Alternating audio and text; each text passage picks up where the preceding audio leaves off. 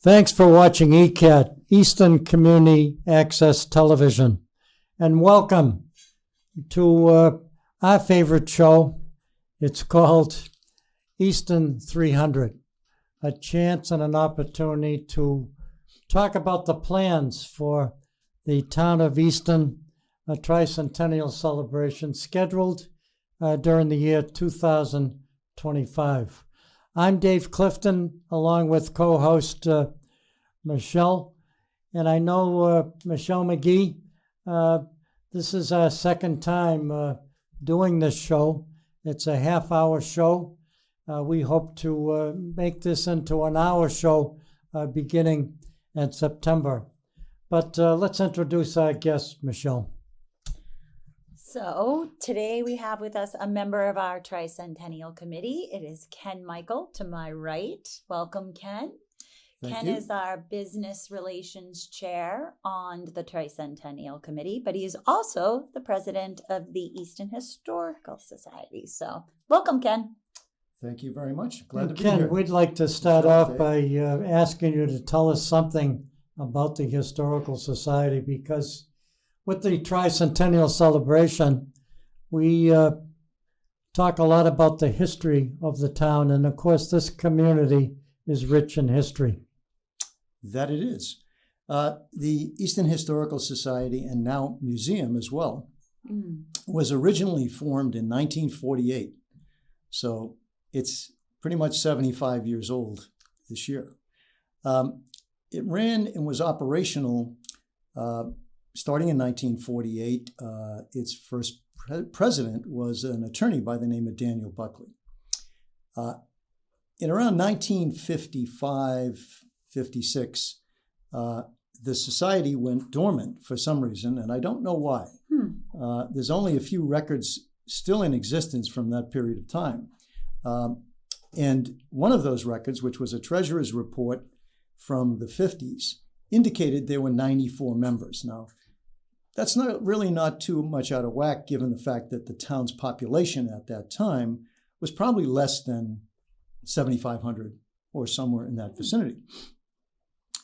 In 1967, a group of citizens led by Hazel Varela, Duncan Oliver, both of whom were educators here at the high school, and Mr. Oliver at one point was principal, and Hazel Varela was head of the history department, and another fellow by the name of Gustav Winroth, along with about 14 other people, resurrected the Historical Society and started out in 67 and started out at Frothingham Hall. Now, and many of the meetings were held at homes. And the interesting story about the Historical Society and its current house, which is the Old Colony Railroad Station, which was designed by H.H. Richardson and built 1881 to 1882. One evening, there was a meeting being held at Hazel Varela's house in 1969. A knock came at the door, and a local attorney, Abraham Brooks, spoke with Hazel and said, I'm giving you the key to the railroad station. It's a gift from the Parker and Ames families. This occurred in November of 1969. And as Hazel tells the story, several flashlights were distributed among the members of the committee at the meeting, the board of directors at the meeting, and they all raced down to the Historical Society, opened it up, and immediately were met with a huge cleaning and repair problem, which was undertaken forthwith. And the rest is history, so to speak, on the station coming forward. We still have the station. And the Historical Society's mission is to basically connect with the community, promote the history of Easton to the community in all aspects: cultural, industrial, athletic, etc. It's amazing. I know, Ken, there's a lot more we could talk about when it comes to the history of the town of Easton. And Michelle, we also have a responsibility to connect to the community in terms of the planning and preparing for this tricentennial celebration. There's a lot of excitement in the air. I know it's only 2023. The Easton Select Board appointed 10 members. One is a member of the Select Board, a non-voting member, but a very important part of our committee. Give us your feelings. I know you are the vice chair of the Tricentennial Celebration Committee, and lots of things are happening. And of course, it sounds like it's a long ways off, but time moves quickly in the planning process. So we have, as a committee, come up with 8 signature events that will take place throughout 2025. Our committee has been tasked with providing a year-long celebration to the town of Easton that is all-inclusive, diverse, focuses on the history of Easton, but also the future and the present. To connect with people, young, old, in between. And our committee has been meeting for about a year. And although it probably feels to the committee like we're just getting off the ground, we've done a lot of groundwork to make sure that we are including the entire town of Easton in different ways.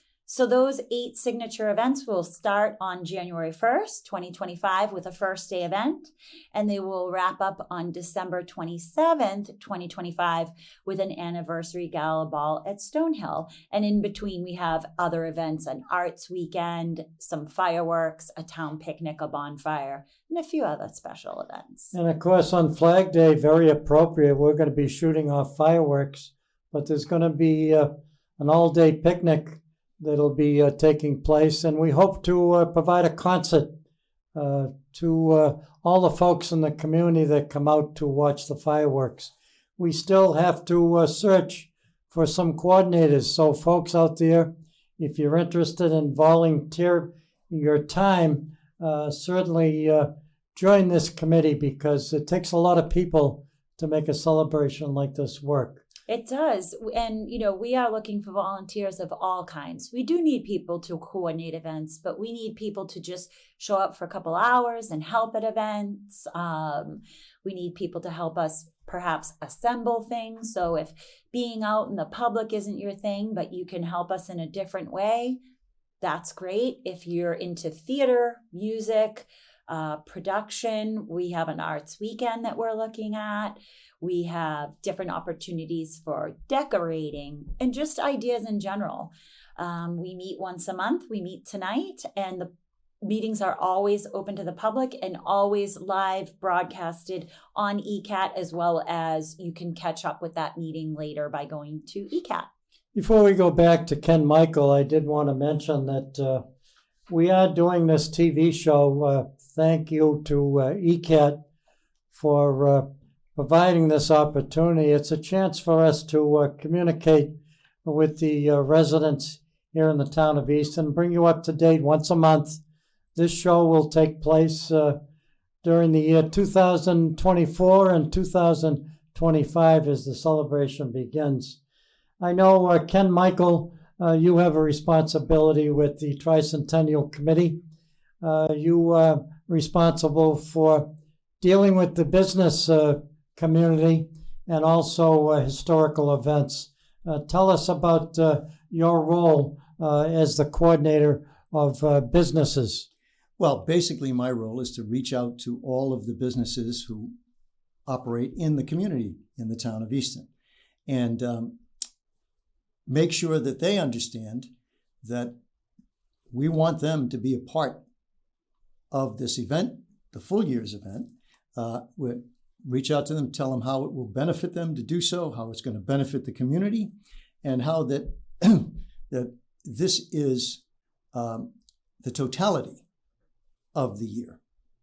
And essentially say to them, please come ahead. We're going to market, we can have banners, we can have different types of products that could be sold with the 300th by the various businesses, assuming they have a product, or if it was a restaurant, or they could have a signature dish. If it's, for example, the Shoveltown Brewery, they could have a signature brew, things of that nature. But I think the major point is to make sure that the business community understands that they're part of the larger community, which is the community of Easton. And that's part of the message that has to be delivered effectively. Well said, Ken. And I know, Michelle, we have lots of events that we haven't mentioned yet. There will be a parade on July 4th.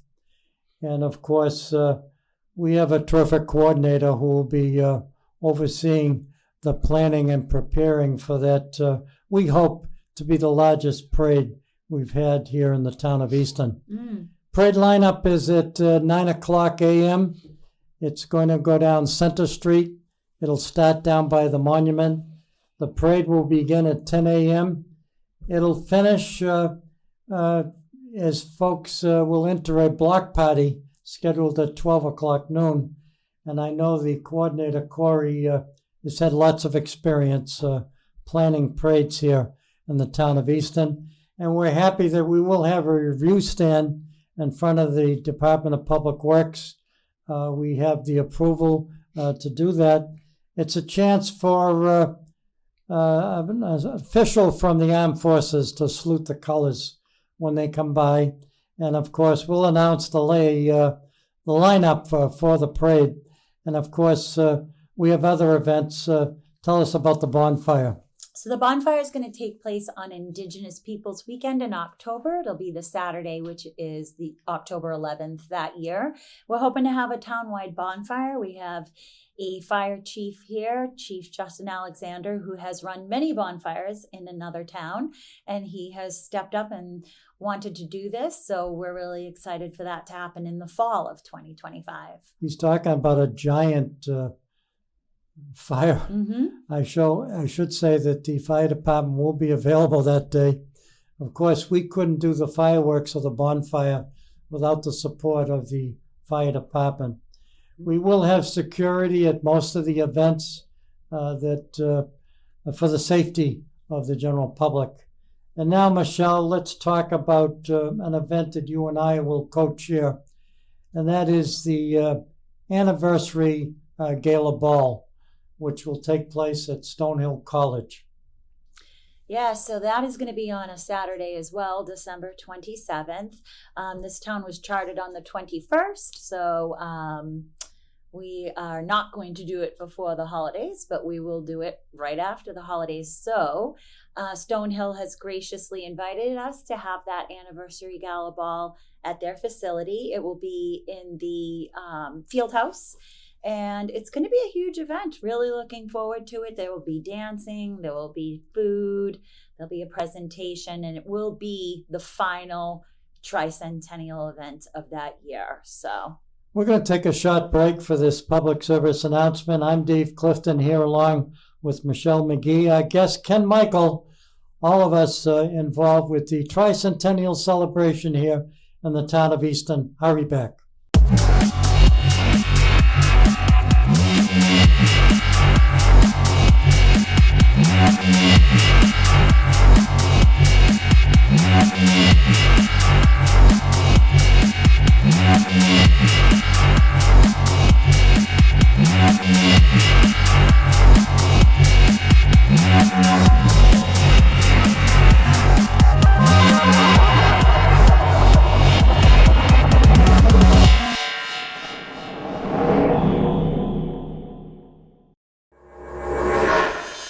Welcome to Easton News. I'm Abby Kitchenham. And I'm Jack Ryan, and together we bring you everything you need to know about Easton, including politics. The annual town election is scheduled for Saturday, April 22nd, 2023. Community events. Be Inspired. Counseling presents a parent and child coping workshop centered around a new year and new beginnings. And sports. Pressure builds diamonds, so we live by that every day of practice, going into every game. With APCSM guest segment Pet of the Week. Hi, I'm Katie with the Animal Protection Center, and today we have a little Iris. With help from special correspondent Wyatt Fain. Join us for Easton News.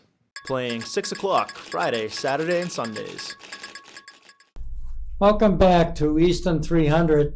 I'm Dave Clifton here along with Michelle McGee. And we're talking about the tricentennial celebration here in the town of Easton. It's scheduled for 2025, but lots of planning and preparing must take place. We do have 8 signature events on 6 days. And of course, we also hope to put together an activity schedule that will be available to the general public here in the town. And that schedule will not only introduce the signature events planned by the Tricentennial Celebration Committee, but it will also involve lots of annual events that have always taken place here in the town of Easton. So with it'll that all be part of the schedule. With that in mind, Dave, are there annual events that the Historical Society always has, Ken? Well, the Historical Society has pretty much monthly events. Okay. We have monthly open houses. And depending upon the time of the year, for example, in November, we always have a Veterans Day open houses dedicated to our veterans, all of whom served in the various wars. We have, over the Christmas holiday season, we actually have 2 open houses during December, one at which the Garden Club has a large green sale, at which we do coordinate with the Garden Club on that, and then we have our own towards the end of the month. But recently, for example, just earlier this month, we had an open house dedicated to the Ames Plow Company, which was a company owned by the Ames family, but it made farm implements. Not a lot of people know that, but which was very successful. And if you happen to be driving down Congress Street in Boston, in between Faneuil Hall and City Hall, look over to the right, you'll see a building that says Ames Plow on it. And we do, at various other points in time, we do different types of themed open houses. And those themes will vary. For example, we did one on the beginnings of Little League in Easton back in March, I believe it was. So we're going to have monthly open houses and events all the way through the 2025 year. And we'll be looking at those and planning those, as we move forward. When is your next one, Ken? Our next one, as it happens, is this coming Sunday. And what is the theme? It's not a theme, it's just a general open house, because if people have not been to the society, to the museum in a while, I think they'd be amazed when they come in the door. Mm-hmm. We've been doing the interior of the society has been, I'll just call it, undergoing an evolution. And we have divided up the areas between industrial Easton, the cultural and athletic sections of Easton. And so every once in a while, we just have a non-theme open house. We welcome the community in, and that's what this one is coming up. It really is a truly amazing place. I just became a member, and I was welcome aboard. Thank you so much. And if you haven't been there, it is so worth the trip. Is it open during the week as well, Ken? Or? It is open Monday, Wednesday, and Friday from 10 in the morning till 4 in the afternoon. And anytime you go by and you look up and you see the open flag flying out there, it's open. Excellent. But also, if somebody wanted to just drop in, there's usually somebody around there. If there's anybody inside, you come in, you knock on the door, you're welcome. Ken, do you have a favorite item in there? I have a couple of favorite items. One of them is the 1899 Morse car, which was made right here in Easton. Yes. About 3 miles down the road on Depot Street by the Easton Machine Company. We also have a sousaphone. What is that? Now, go ahead and ask me what a sousaphone is. What's a sousaphone? I knew you were going to say that. How do I know? It's just a big tuba. It is an instrument. I was about to say, it's a musical instrument. But the significance of this musical instrument is that it was actually played by a resident of Easton, Mr. Robert King, who was later the founder of King Music Sales, and whose son was also a very accomplished musician. Mr. King, father, used to put on band concerts on weekends over at the Rockery. So if you were looking at the Rockery, standing in front of it, with Oaks Ames Hall to your right, you'd see a big flagpole and all these things. Well, there used to be essentially a stage there where you'd have a concert going on a Sunday afternoon, and Mr. King was the mover. And we actually have a picture of Mr. King. I was just going to ask, do you have any photos of that? We have photographs of Mr. King and his son. But we actually have a photograph of Mr. King in his band uniform playing the sousaphone. And also, he played other instruments, and he was a member of the Boston Symphony Orchestra. Really? Yes. Ken, do you take donations, so to speak, from somebody finds something in their attic and they think it's something, relative to old Easton? And how often does that happen? Well, it happens all the time. Okay. And the problem is, it has to be something germane, number one, to Easton's history. Okay. And the second part is, many times we get things that are just duplicative. So, Okay. And trust me, the hard part is having to say no. So I'm However, curious. we don't say that often. So do you pass those kinds of things on to another museum, or? Well, typically they're not useful to another museum. For Okay. example, if we've gotten, a town report from 1936 and we have three I others, see. that's really not going to be. Okay. One of the things I did want to ask you, Ken, we've got some terrific historic buildings here in the town of Easton, starting with Memorial Hall. We got a bunch. And as president of the Historical Society, tell us about those buildings. I knew you were going to ask me a tough question. Well, I'll start out by saying that all of those buildings, with one exception, were designed by Henry Hobson Richardson, excuse me, a noted architect in the latter part of the 19th century, whose signature was Trinity Church in Copley Square in Boston. Mm-hmm. He was educated at Harvard originally and then spent a long time in Europe developing what is now known as Richardson Romanesque style of architecture. Well, you took a tough question. You made it come out pretty easy. I'm not done yet. Okay. And Frederick Law Olmsted, whose noted signature achievement was Central Park in New York, and to some people, the Emerald Necklace in Boston, also was involved in most, but not all, most of the landscaping projects on these various buildings. Interestingly enough, the stone of which these buildings are made, the brownstone is called Longmeadow brownstone. However, and I'm reading my note right here, we also have Milford pink granite. I have to read the note because I'll always say it wrong. That was actually quarried right here in Easton. Really? That's the lighter colored stone that you see in the buildings. Every year, the University of Virginia School of Architecture has a group of folks who come up in the summertime, and they are led by Professor Richard Guy Wilson, who's now Professor Emeritus, and we do a walking tour of all of the buildings, because all of these buildings which you see in Northeastern and the Gate Lodge, which is on Elm Street, comprise the largest collection of existing Richardson buildings anywhere. And one of the key points of all of this is that Richardson designed very few wooden buildings. But if you go past the Gate Lodge heading towards 138, on your right-hand side, you will see a wooden home. Well, that was the gardener's cottage. That was also designed by Richardson, one of the very few wooden homes that he ever designed. And Richardson actually came to Easton because he had gone to Harvard with one or more of the Ames family. And they basically commissioned his works. Wow. You got one terrific memory.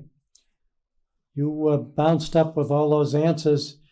And Michelle, I think now's the time for us to give a shout out. And thank you to all the folks who donate their time. They were appointed by the select board. You and I both have leadership positions. We thank Jeanette Camara, our treasurer. Mark Lamb is our select board representative. Diane Lusati is our secretary. We also thank Roz Miller, the assistant secretary. Mike Good is in charge of marketing and communication. Dale Carrister, community relations. Courtney Pupkin, fundraising, sponsorships. We also thank Ken, who joins us here in the studio today. He's in charge of business and historical events that will take place. And we also thank Nora Youssef. Of course, there are many other volunteers that participate with our committee, and I think it takes a lot of teamwork in order to make a celebration like this work. So folks out there, if you're interested in volunteering your time, or maybe you'd like to make a donation to the celebration, make sure you contact the celebration committee. We would be happy to have you join us. And how can they contact us, Dave? Well, call the telephone number 781-690-3476. I'll repeat that number once again, 781-690-3476. We'll get you on a list. We'll get you involved. And I think, Michelle, that's our goal, is to get as many people involved as we possibly can to plan and prepare this celebration for 2025. That's right. And we do have a website, so we would like you to head to that website. It is www.easton300.org. So it's easton300.org. And you can get information there on our current logo contest. You can get information on sponsorship levels. Like Dave said, you can make a donation through the website. We also have a new Instagram page. We're working on a Facebook page. So we do have social media, and we do have a place where you can go and get information and also contact us at easton300@outlook.com. If you would like to share your time, your talent, your ideas, your resources, or even your funds, make sure you give us a call, folks, because it takes a lot of people to put a celebration like this together. You might be saying to yourself, it's in 2025, but time flies, especially if you're on this planning committee. Days go by quickly.